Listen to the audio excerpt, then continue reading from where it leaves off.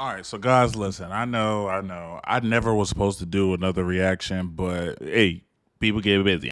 So what's going on, YouTube? It's your boy, and welcome back to another Seven Spooky Night. I guess Lost Christmas episode.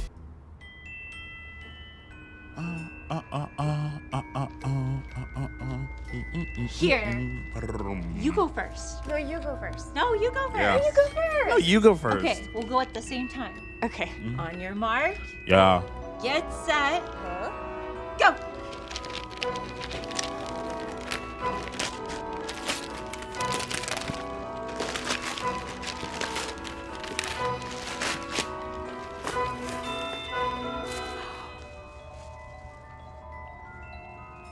Nasty sweaters. Where Nasty did you sweaters. get this? In this cute little shop on Melrose. Right down 2nd Street. Right there around the corner. That's where I got yours. No way. Yes!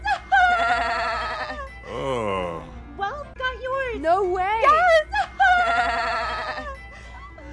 Well, try it on. You too. Okay.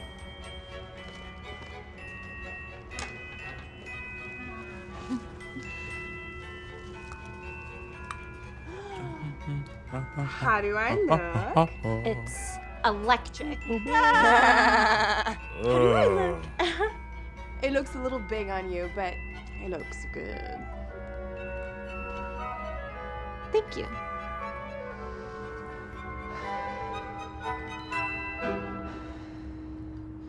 What's wrong? This sweater is very warm.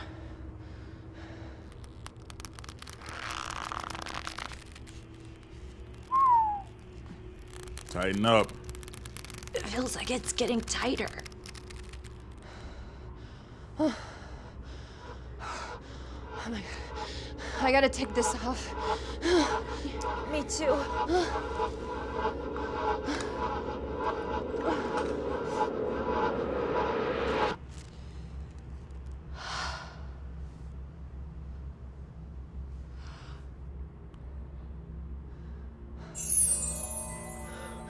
Cursed. Oh, Ooh. it shocked me.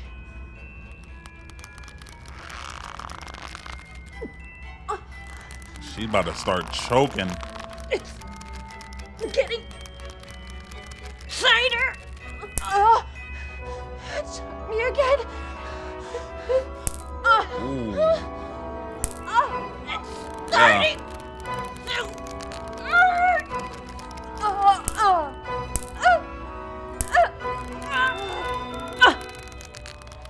Jenna, Bailey, Merry Christmas. Merry Christmas to you. Cooked. That was some nasty work. And the next one, 3 True Christmas Horror Story SSG animation. That's so nasty, bro.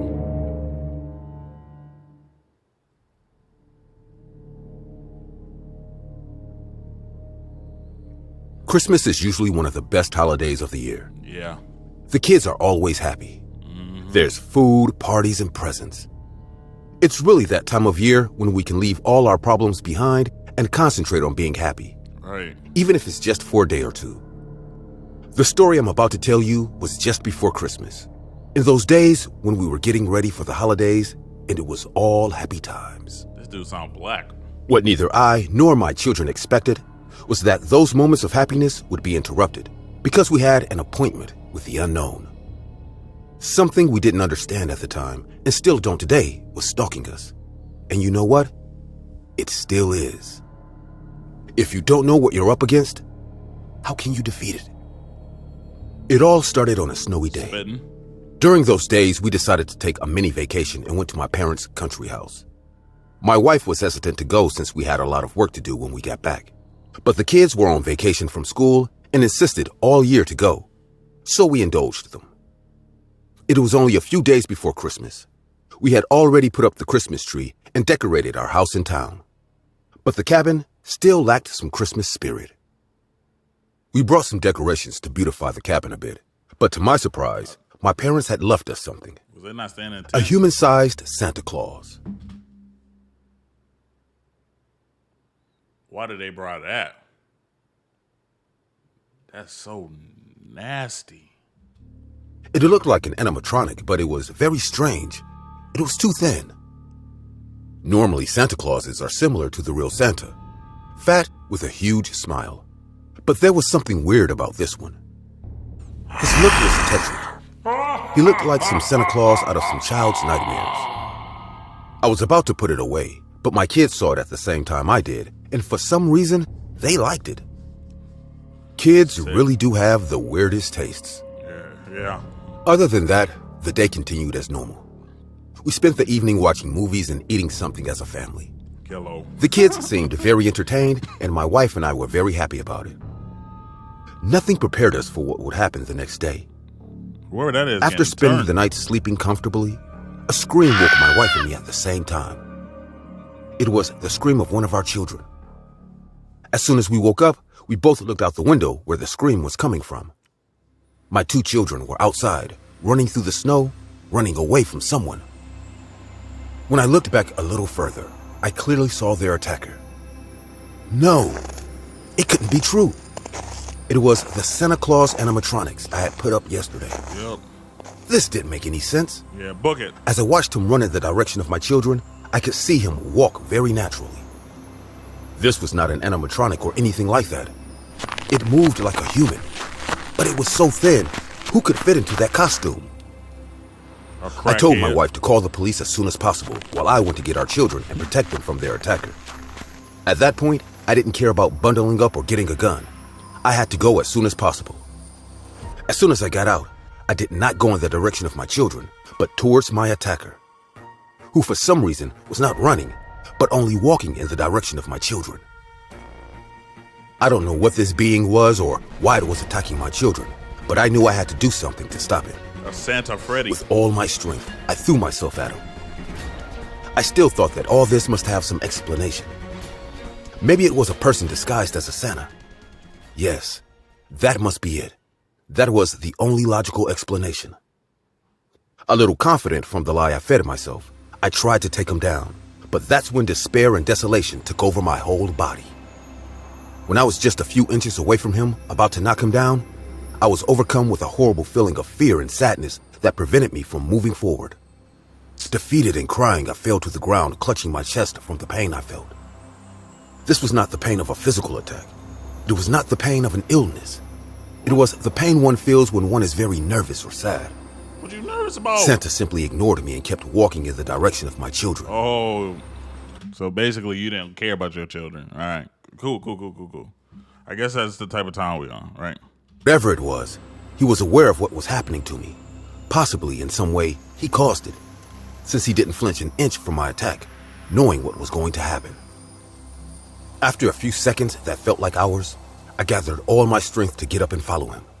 The pain and sadness I felt at that moment was so great that even though it faded as soon as Santa left, it still haunted me. For me, I would have stayed on the ground surrounded by ice crying, but I couldn't afford the luxury. Yeah, book it. That being was after my children, and I wouldn't let them feel for a second what I felt at that moment, or worse. Talk to me. I got up and ran as fast as I could through the ice. My children and Santa were already far away in the forest, but the sound of their screams guided me on the right path. With every centimeter I ran, I could feel that horrible feeling taking over my body again. The pain in my chest was getting bigger and bigger. I couldn't be far away. The screams became closer than ever until, crying against a tree, I found my two children. In front of them, the strange figure walked slowly in their direction. He's so As soon as I saw this image, I turned to Santa Claus. It's a crackhead. You would think that nothing had changed from the last time I did it and ended up on the ice crying. But for me, everything had changed. This time, I was watching as the strange being was about to attack my children, and at that moment, I didn't care about anything but protecting them. I ignored the pain, the fear, the sadness, the cold. All I could see was this thing approaching my children. With a war cry, I lunged at it and knocked it to the ice. Blinded by rage, I didn't realize what was really going on. I was just hitting an empty Santa Claus doll. All the feeling of fear and desperation had vanished the moment I made contact with them. Now I was doing nothing more than hitting an inanimate object while my children cried beside me. When I realized this, I stepped aside and went to hug my children while Santa stood destroyed next to us. It was all over. Once we got back, I threw all the parts of that Santa Claus in the trash and put a new one once we got home. I'll be honest with you. The new Santa Claus didn't last more than 2 days. Maybe I was still a little paranoid, but I could swear that every once in a while, it felt like it wasn't in the same position I left it in. Why did he get a new one? As if his head or limbs were moving when no one was watching. Also, I couldn't shake this feeling. This feeling of paranoia that when I was near him, I was constantly being watched. For their part, my children didn't talk about it, but I could see in their eyes that they were terrified. At first, my wife thought everything I told her was a joke. But over time, she began to believe us. Although part of her thinks it's a strange collective paranoia. I can't blame her, and I can't blame you if you don't believe me. Not even in my wildest nightmares could I think something like this could happen. Look at that cop. But I guess, as a human, there are things we can never understand. And you know what? It's okay. I don't want to understand what happened that day. Right. I just don't want it to happen again. That's all I did. I just want my family to be safe. Thank you. That ends another 7 spooky night, you know. Guys, I know this wasn't a video that you were expecting. I was supposed to play a game, but I let it... I don't have no excuses, but, you know, just trust me, day 6 and day 7, I'm going to wrap them up very nicely. So hopefully you guys enjoyed this video. If you did, leave a like. If you're new right here, subscribe to join Team 7. Yeah, be easy for you, boy.